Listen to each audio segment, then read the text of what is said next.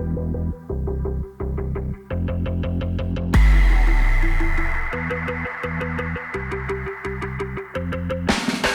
everybody, what's up? This is our phase 4 video. I know we're supposed to be doors open November 1st and today is October 26th. Oops.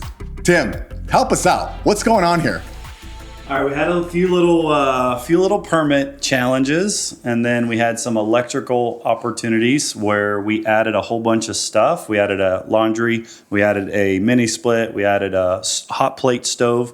So that overloaded our panel. So now we have to have a second panel, and then that has to go through the SRP process. So we're waiting on SRP to get the shutdown and the drawings and all that so that we can actually get our 2 panels. So that's going to be the hold up. But otherwise, you can look around and you see we're really in good shape. We're ready for furniture, minus the panel has to get closed up. And Tim, how much did it cost to do that additional panel that we had no idea about? Yeah, so the panel itself is an extra $4,000. Ouch. Cha-ching. Plus, we had to get some engineering and some drawings. So we had to update the drawings for that. So we had to go back to our draftsman, and he had to update the drawings. So $4,000 plus, I think, another $800 for the drawings. Plus, we had to do a wet stamp for the engineering calculations. That was another $1,800. So we're roughly all in about $6,000 for an extra electrical panel. Let's quickly talk about what the good things that have happened since the last video. Let's talk about walls are done. All the walls are up. Yep. Right? Walls are up. Furniture's purchased. Yep. In storage, waiting to go, which Tim got a great deal on an Airbnb arbitrage situation, got an Airbnb, he got the furniture, put it in storage. Thank you for our seller. Thank you very much for helping us out. We're kind of ready to go. Now that we have our first permits done, we're waiting for our occupancy permit. Is that correct? The certificate of occupancy, yeah. Okay. Once we get fixtures and we get the outlets and all that, we're going to be able to schedule that final city certificate of occupancy inspection. The city's been really great. Shout out to the city inspectors, been super helpful and getting us through this. But once we got walls closed up, now we're ready for fixtures and outlets and devices and fans and things like that. For people watching right now that are like, hey, I want to live in that place. When are doors open, dude? Yeah. So when are the doors open? I'm saying, if everything goes well with the electrical panel, we can have our final city inspection by 11/5, 11/7, and then we can be doors open by 11/10, 11/12 is my guesstimate, but waiting on that electrical panel. But we will be ready so that we can get the city inspection done, and all the wires have to be terminated. So we're really, really close, 11/10, 11/10. But it doesn't mean that you can't. Mark. No, it doesn't mean that you can't sign up and get on our wait list. Exactly. You know, and I think that's the beauty of that, what you guys are figuring out. You don't have to wait. Wait. Who are you? Who's this guy?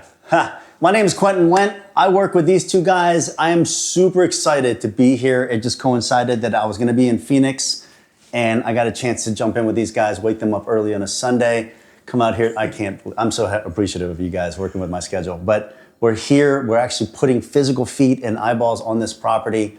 I've looked at this property for months through my computer lens. And these guys are trying to explain it to me, and I'm physically here.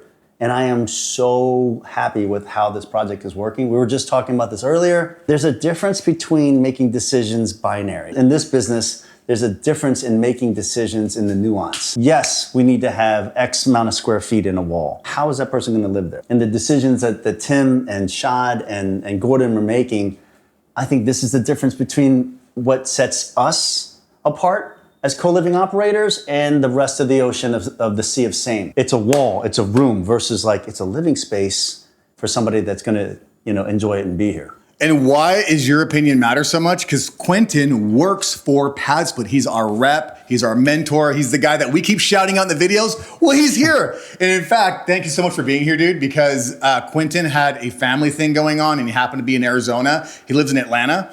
Okay, we're in Maricopa County, we're in Scottsdale, and he so graciously came out and gave us the time away from his family to come and talk about this with you guys. So really thank you, bro, for coming. We totally appreciate it.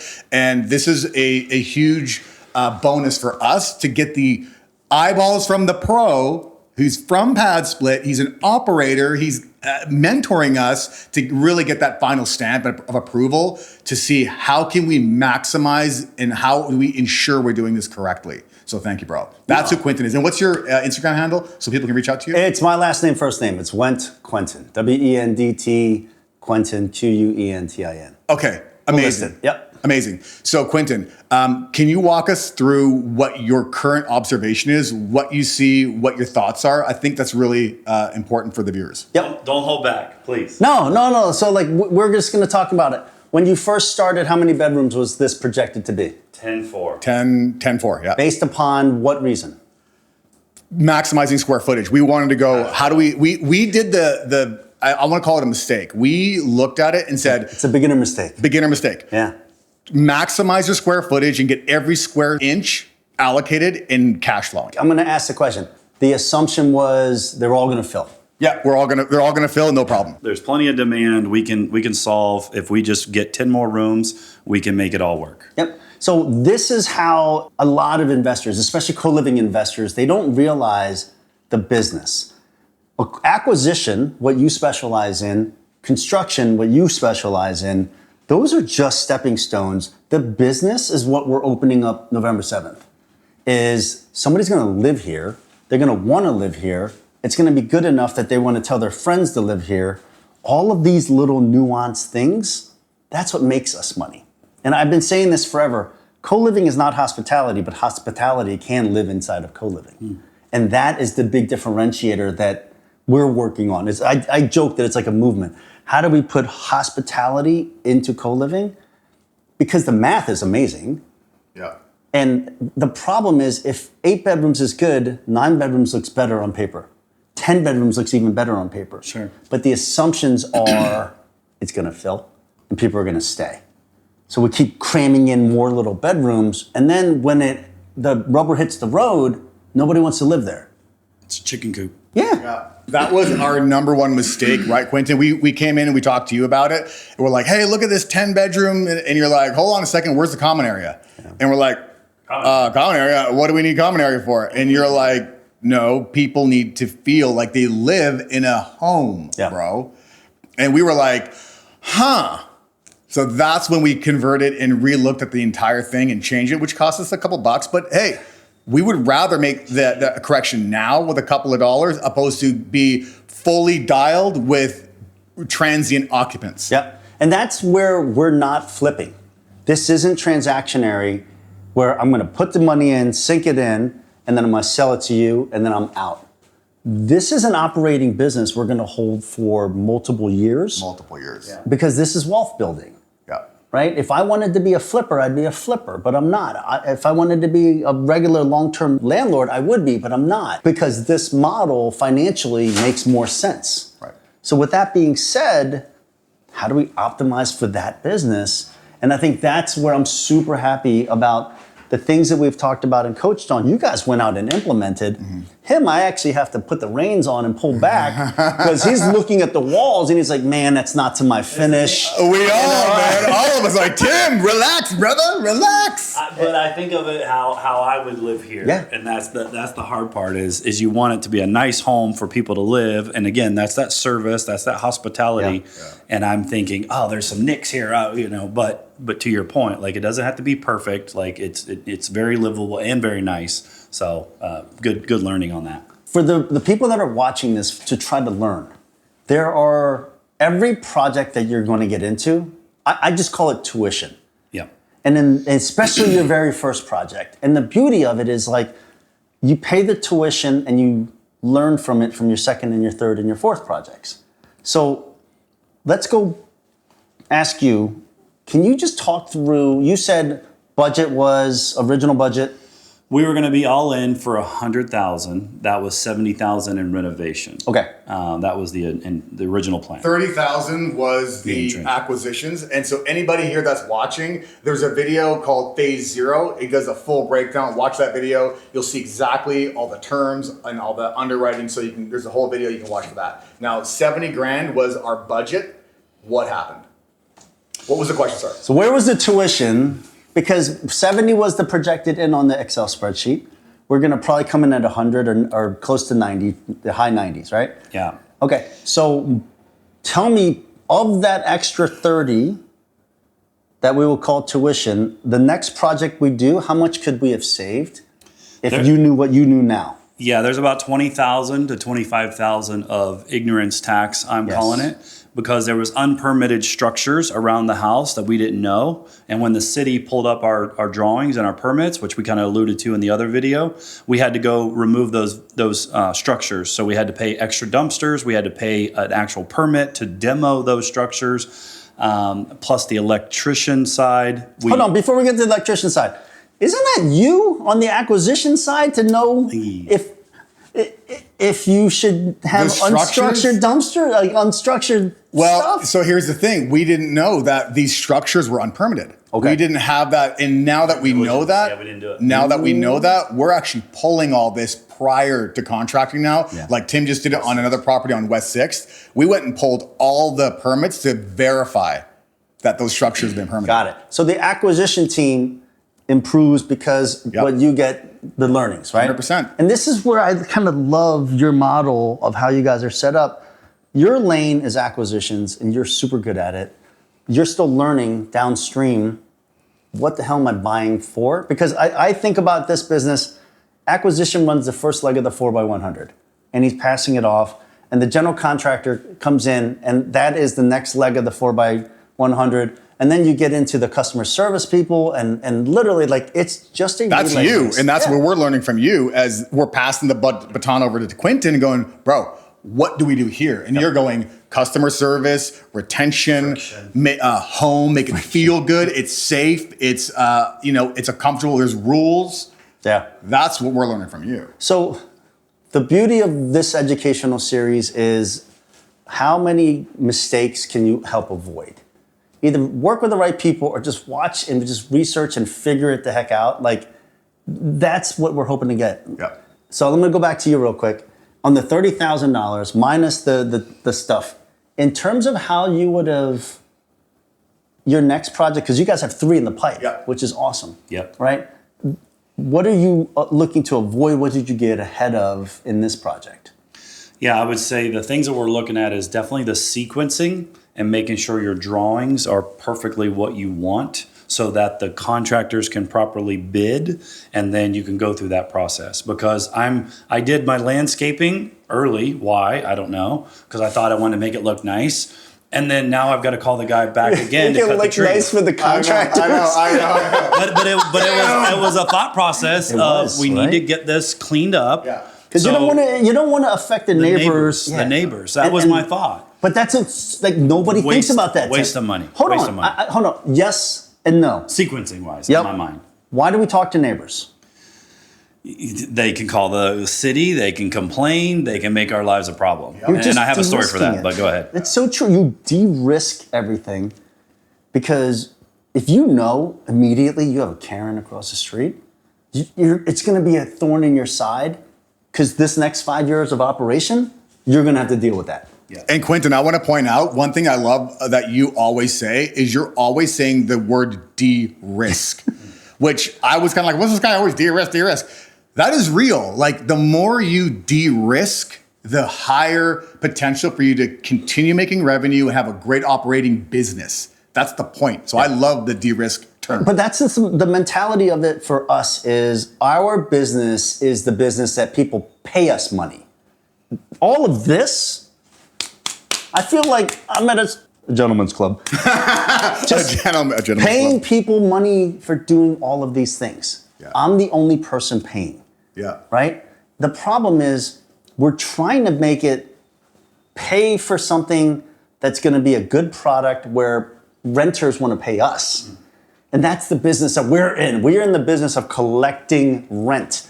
If the neighbor complains and the city comes in, I don't make rent. Exactly. Right? Exactly. If the panel blows up because I don't have enough amperage in it, I don't pay rent. Yep. If the plumbing's not right and it floods, guess what the renters are going to say? Yeah. Can I get a concession on my rent? So everything is around de-risking me not collecting money because that's my core business. All of this hoopla, that's the nuance. And that's what I love about working with you two is that I say something, you like, first of all, I don't even have to say anything to you. His little thought bubble's like, because we just vibe on such a point. But like we say something, it resonates with you guys, and then you go out and you figure out how to do it. Yep. So I want to go back real quick.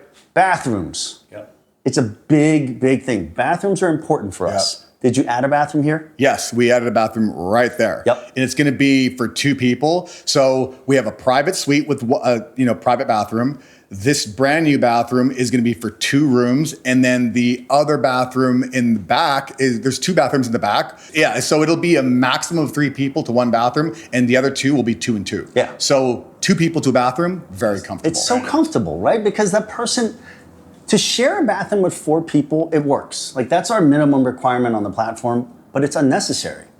Like if you can figure out a way to spend the same allocation of dollars to get a better result, the only reason you think like that is because we've had so many conversations around the nuance of what the member experience is. Right. And why do we beat everybody else? Because that to me is hospitality. There's no other word that summarizes what we're saying. Yeah.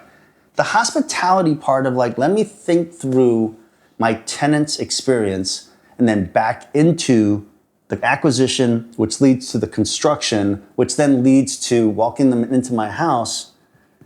That's where the money is made. Absolutely. So I want to really touch on one major point so we ended up doing, to Quentin's point, 7 rooms on this part of the house. The 8th room is across a completely private suite. So 7 bedrooms with 3 bathrooms. So only 1 bathroom is going to be shared among 3 people. The other 2 are 2 and 2. Yep. So Quentin, now that you've walked the property and seen what we've done, what is your take on our wins versus our blunders? Like, what's your take on the whole thing? A couple things jump off immediately. The bedrooms, they're not tiny, right? And you guys have thought through the usable space. You guys have thought through, hey, I'm in Arizona. So whatever rules and tricks that people are doing in Georgia or Texas or Florida, I can take them as input, but I'm in Arizona. I just talked to my man, Pat, who was telling us about which way the sun hits and it affects the temperature in your houses. Why do we have ceiling fans? Why do we have, better HVAC ducts? You guys have incorporated all of these things into what tomorrow's problems are. And while the sheetrock is down, you solve for them today. Yeah. Like, that's so critical. Tim's talking about adding a mini split. I'm like, Tim, really? You need a mini split? And Pat's like, yo, that's a south facing, west facing. You're going to cook like you're on a salamander. Pat. Pat's amazing. You'll meet him. Right? And it's because of these little nuances that Tim's taking it into account of how he wants to set up the room. Those are really great. The bathroom situation, I love that. The other part that I really liked about where we started this project to where we are today, and I'm really proud of you guys because you had to make a really hard call. We were going to incorporate this casita into the house. Yeah. And when you created it as a separate entity, it means that you're listening, because the end business that we're running, the people that would choose the casita could be a couple, and they're willing to pay for that. It could be a single person, they're willing to pay for that. But that living experience, the price points that you can expect for that are different than what we would have expected in a shared bedroom. So now you've got one type of customer, and you've got 2 or 3 different types of customers. And this is what we were talked about earlier about you don't always have to make every room 9 by 10, 9 by 10, 9 by 10, and have 8 or 9 of them in the same house, because that would be us competing against ourselves. And that's what your point originally was. Don't compete against yourself. Have different products, have different types of rooms, sizes, so people can choose. Yep. So you should never assume your whole house is ever going to be 100% occupied. But now you start thinking about what are the most desirous rooms. So all data is great data, but if you don't know how to read the data and understand the nuance behind the data, then what's the point? You might as well reading another language. The beauty of having Shad and you guys, the way your team is set up is really interesting, because you guys feed into each other, add in your own little take, you question each other. But from Shad's take, he immediately got that. He's like, the demand doesn't have to be one pool. And I don't have to get to my nut, which is like my mortgage payment. I can get it from 1 casita and 2 of these. Right. Versus I need 5 of the same exact rooms filled to get the break even, right? And like that's the fun part about watching this project unfold, where your brain and your mind was in the beginning to where you guys are as hospitality like providers through co-living is so different. But what you're building here, replicable.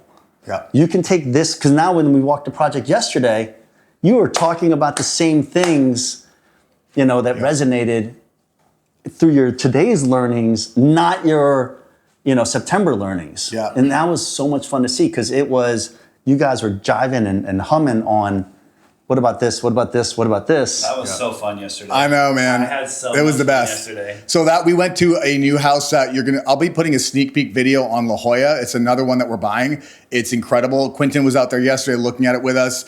I'll put that one up. So that's going to be our number 2. We've got I don't want to say too much, but we got about 3 of them coming online that we're working really hard at.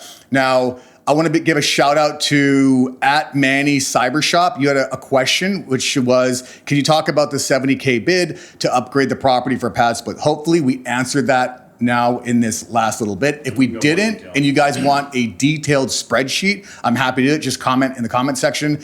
And I think I'm going to go as far as saying right now, guys, in the last video you saw, our mortgage payment is $28.90 and change. So I'm going to lay out in this video, I'll make a little clip where you can see all the expenses. I'm going to incorporate the mortgage payment, the SRP, the gas and the water, and I'm going to put that amount that we have to target for November. And so my goal is that November, the house doesn't cost us any money. That's my only goal for November. December, let's try for cash flow. So we're gonna try to hit that target, and you guys can watch and be a part of that to see how hard or how easy it is to hit that number. One last huge reality check that I need to make everybody aware of, these guys included. Getting the property activated November 7th is not a finish line. Right. That is just the beginning. And I think once people start realizing that, on the 7th is when my business grand opening happens, and now I'm in the business of making money. Yeah. Who are you talking to in the neighborhood? What about the demand side? If you're relying on one platform to be the 100 provider of everything, then you're just handcuffing yourself. Right. Like, get your head into the idea of you're an entrepreneur, you happen to run little multifamily businesses, and talk to the people that are around. GCUs down the street. We have all these other little small mom and pop businesses. And now you're putting on this crazy nuance hat of, what kind of members do I want in the house? And of the people that I'm interviewing, what can I take away from them? People ask me all the time, like, what's a good member? A member that isn't a jerk, and B, a member who pays the rent. But the other parts about it are, you can learn about the members coming into your house by where they work. Amazing. If you work at the airport behind the security, you have to pass a security clearance check to get there. That was your point the other day, and I love this point. Use the businesses and the companies that people work for to vet, right? Airport security, they're vetted. You don't need to worry about the background check. Yeah. They've been vetted. Teachers. High patience. They know how to deal with different types of personalities. I love people that drive trucks, especially OTR drivers. If you're an OTR driver, why are you paying monthly mortgage?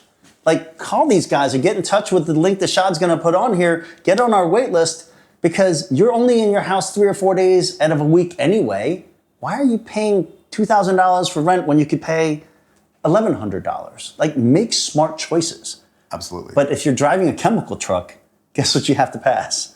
Background check. Yeah. You can't get arrested. You can't do these things because it puts your employment at risk, right? So these are the things where us as operators, that makes sense. That's a better type of tenant than this type of tenant. Why? Because somebody else has done the work that I don't have to do. So what do you think, Quentin, the big takeaways now that we've gone through the house and talked about it, and you've given us our stamp of approval? This is great. I love your project. Dude. No, you guys have really come through. This is amazing. Dope. Any last minute takeaways for the viewers? The last thing, as we get from this phase of having drop cloths and stuff all over the place, pictures matter. This is your Tinder phase. Like, we're now getting our sexy on, right? Yeah, it's man. like, this photo that you're taking, please don't be a cell phone photo with your thumb in there. Like, understand you're now marketing your business.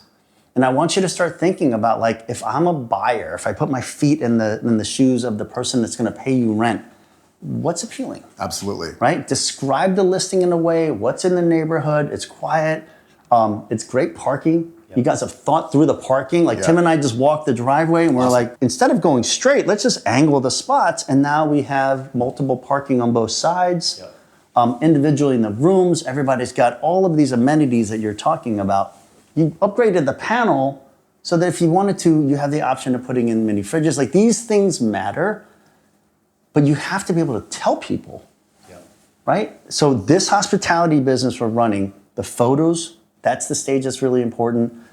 Furniture coming inbound. Yep. Like, these things, this is the next phase that is all nuance. Yep. Because the old binary phase of idea of doing co-living was, I've got rooms, you know, they're painted. Come rent them. And come rent them. No, like, I want great tenants. And I'm willing to put out a great product. How do I let you know what's going on? Great. So photos, and I'm going to take the photos. So if they suck and there's a problem, call me out. I'm going to go do that because I want to. I'm super passionate about making everything look really great and high end. So photos, furniture, anything else that we need to really hunker down on? So you start thinking about the operations of it. You know, we talked about this in the bathrooms and all these other things. Like, understand that it's going to constantly be moving. So here's a little great pro tip. If you're going to take the photos of the room, paint a red dot in the threshold. Because after every room turn, the cleaning person is going to take their phone and take the picture from the same exact spot. Oh, that's cool. Because it's an operating business. So if you decide to move to California, how would you know what your room looks like inside? Right. Your photo that's being displayed for somebody to book, does it look different? Same furniture, same paint, same this. Like, you have to make sure that the operating business to the next customer who's going to book the room, it's not bait and switch. Because there's nothing worse than him moving into your room and be like, this is not what the photo looked like. I'm transferring out. 100%. You know, and you just lost what potentially, because you're good operators, 11 months of tenure. Yep. You know, 11 months of revenue. Why? Because I forgot to check if the photo looked like what's in the room. And when Quentin says tenure, he means anchor tenants, people that stay long. Why is that important? Because every time a new tenant moves in, you have to pay a 10-day booking fee, okay? That is directly affecting your bottom line. So we don't want people turning and turning and turning. We're never gonna make a penny. We want them to come in and go, wow, I love this place. I ain't leaving. I'm hanging out for a year. Like, what's your tenure on your properties? 11 months. 11 months. That's because I started the house 11 months ago. Yeah. These are original tenants. These are original tenants. Yeah. That affects the bottom line. Huge. Where can people find you, Quentin?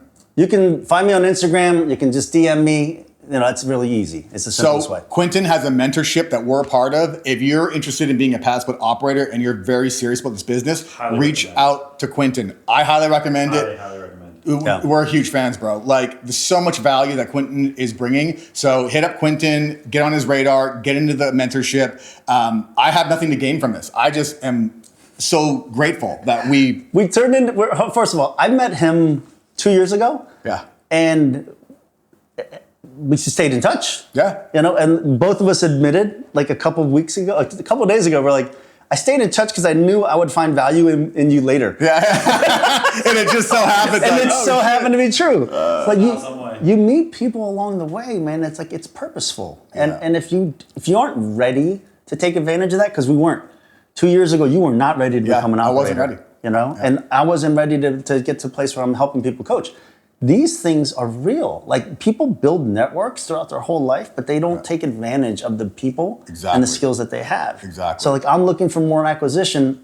I call him, but it has to be the certain type of deals that he's working on that I can't do, nor do I want to do. We're just talking about this with you. You don't want to get on the phone and talk to people. I can't make phone calls. I did it for one Saturday. You did it. I made one deal. One. Okay, I got paid cool, but I'm much better at the more forethought and the construction type stuff. That's my wheelhouse. So Tim, where can people find you? The Tim Bates on Instagram. The Tim Bates. Quentin? At Wendt Quentin. Wendt Quentin. on Instagram, and I am Gordon Sran. Hit us with comments, any questions. We're going to direct the questions right to Quentin if we can't answer them. Give us some feedback. What are your thoughts? What do you think of what we're doing? If you want to be an investor with us, a partner, there's a free Zoom that we have every Tuesday at 5:30 p.m. Mountain Time, Arizona time, where if you're interested in buying a deal from us, hit us up there. If you're interested in partnering with us, hit us up there. If you want to be a part of the acquisitions team and learn how to put these deals together, hit us up there. Totally free. Come check it out. The last thing that I want to throw out there for Gordon and everybody else, if you have a co-living property and it is limping along and you can't figure out what it is, come talk to me and ask the question of like, hey, do an assessment or figure it out. Because the worst case scenario is you get excited and you buy another property and another property, and now you have 3 times as many problems. You know, I was talking with Pat and his wife yesterday, and you get so excited when you get into this game. Yeah. Because you're like, I can acquire another one. And this is what I say, acquisition's the easiest part. And I don't mean to No, I get it. I don't mean to I agree. diminish it at all. But you can acquire properties because if you have enough money, you can acquire properties. Of course. The problem is you just increase this operational headache, right? It's like gremlins. You just keep adding water and more of these things keep coming up and you can't manage them. Yeah. So figure out what your systems are going to be. And this is all like, I'm so happy that we actually got to spend time together. Yeah. Tim was talking about earlier when he gets into a room and he's looking at renovations and things that he wants to change. Now he's got a running list of what things cost. So he just checks off these items. It makes the assessment of a good deal, bad deal so much faster so that he can actually have real numbers to negotiate against. Like the way they work together, I love how your team is comprised. Thanks, and then now this next layer with Shad coming inbound is like, hey, get me more systems, get me more computers, get me more data, do some more analysis and make money. I'm so optimistic because like the way you guys have built your squad, you've got a lot of everything covered, man. It's exciting. Trying. We want to get to 1,000 doors. I mean, you're going to see over time, you know, if we get there or not. I think we're going to get there, but that's our goal. We want to go big, right? Yeah. We want to go big. But now you understand the business you're getting into. So Absolutely. I'll just ask, like, final point. What were the biggest lessons that you took away from the last 3 months? Me personally, you have no idea what you're getting involved in. You may think everything pencils out in the numbers. The numbers are going to go up. Your cost is going to go up. You don't even know what you don't know. So I didn't know what I didn't know. Yeah. Now I'm starting to really understand this business. From the acquisition side, has it changed in terms of like how you're looking at deals and immediately figuring out if they're good or bad for what we're doing as a business? On acquisitions, I've just tightened up the process. There it is. I've turned the wrench and I've tightened up on how I can negotiate because I can come in with hard facts on what's about to happen next. That 100%. Yeah. That 50% to be cash positive is huge. And we literally underwrote a deal yesterday to kind of figure out how to get to that 50%. It was a little skinny. So what do you mean by that? Which 50%. part? What's 50%? So we don't know what that is. So Quentin actually should better answer that. But what I understand is at least 50% of your doors covers your operating cost. So like in this house, at least 4 of the doors, 4 of the 8 are going to cover our mortgage and our expenses and our utilities. That's at least 50%. That's a good deal. That pencils. Yeah. So the profit is made in rooms 5, 6, 7, and 8. Right. That's what they're talking about. If you're looking at deals and a realtor, I don't mean to point at you, but a realtor or somebody presents you to a deal and they say, you know, look, I penciled in 8% vacancy because the statistics say that it's 92% occupied along this zip code. That's banana sauce. In the operating world, Excel spreadsheets don't pay you. 8% is not a metric. It's not a real It's number. a room. Exactly. How many rooms? How many rooms do you need to get filled in order to pay for your mortgage? Because there's nothing worse than every month you having to write a mortgage check. This isn't the business we're in. That's right. We're looking for net cash flow and tax benefits and write-offs and everything else. Like that's the benefit of being a real estate investor. And I will say again, another shout out to Quentin is, okay, you get 6 rooms rented. We've only got 2 left. How do we get those last 2? Well, those last 2 could affect 2 other people moving out. So you've got to create a community and a professional community. And I love his example is, hey, provide Thanksgiving's coming up. Like have some of your friends provide the food and the meal so everybody can break bread. And that's a whole nother way to say, hey, wait, well, why do you live in a room? Like, oh, it's shared. Like, this is a community. Like, that's a whole nother great elevated part to what we're trying to do. And then the last thing I was going to say is, aged out foster youth. Like, we want to help veterans. We want to help other people. And it's not just about the money. It's about how can we provide affordable housing for those people that are struggling and need a little bit of help. And we have a nice house and a nice experience and hospitality and all that. So that's one of our big missions as well. Can I just add one more thing to this? As we're getting into October, November, December, if you're new to real estate, there is a real concept called seasonality. It happens. Like in the winter months, people don't move in and they don't shift around. They don't move as fast. So if you're an operator of a co-living property right now, stop worrying so much about top end of people moving in. Focus on the people that you have. Your retention focus right now should be what you dial it in as. Like if you have people moving out, focus on why people are moving out. Ask questions of your tenants and members about why if they're happy, if they're not happy, what you can do. Because if you keep the 5 out of 7 or 8 people in your house all through the next 3 or 4 months and people start moving in, that's how you make money. But if we're constantly trying to put people in your house and they're constantly leaving out of the bottom of the funnel, that's revenue walking out the door. And I bet you for the most part, you have no idea why. So start talking to your members, start talking to your customers and asking, what do we do well and what can we do better? These are the reasons why people stay. It's because you've engaged with them and they feel like, oh, I'm actually a customer here. I'm not just somebody in room 2. Amazing. Quentin, thank you so much for coming, bro. I think I just got a masterclass again. Huge value for me personally. I'm sure the viewers are getting the same value out. Please hit us up with questions in the comments. Hit up Quentin, hit up Tim, hit up myself. We're here to help. We want you guys to be successful and learn from our story. Thank you. Thanks.